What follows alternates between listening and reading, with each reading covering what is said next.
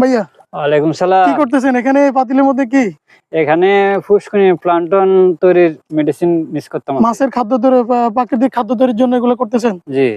মাছের প্রাকৃতিক খাদ্য কিভাবে তৈরি করবে? এই যে আপনার মতো যারা মৎস্য চাষী আছে, অল্প খরচের মধ্যে যে আপনি এটা করতেছেন, এটা আপনাকে কতদিন পর্যন্ত কিভাবে কি করতেছেন এগুলা? এটা কতদিন বলতে কমসে কম 1 মাস থেকে 15 দিন। কোনো প্রাকৃতিক খাবার লাগবে না। প্রাকৃতিক খাবার তৈরি করতে লাগবে আটা, খোল। অর্থাৎ এটা যে দিচ্ছেন, এটা তৈরি করে দেওয়ার পরে যে প্লাঙ্কটন সৃষ্টি হবে পানিতে, এই খাদ্য থেকে আপনার 1 মাস অর্থাৎ 20 থেকে 1 মাস পর্যন্ত কোনো ধরনের ফিড বা কোনো ধরনের খাদ্য দিতে হবে না মাছকে? না। তাহলে এই জিনিসটা কিভাবে তৈরি করতেছেন আপনি?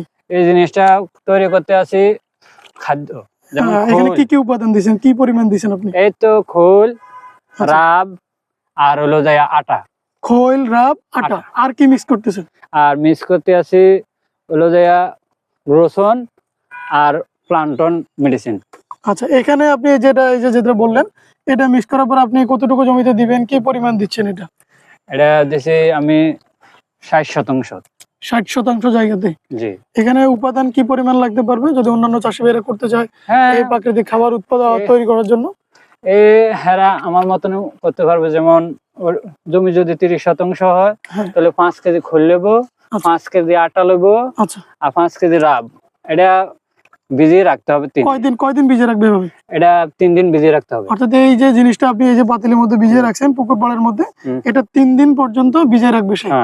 এর পরবর্তীতে 3 দিন পরে কি মিক্স করে সে ছিটে দিবে? 3 দিন পরে মিক্স করে দিবে রসুন আর হলো যাইয়া প্লান্টন।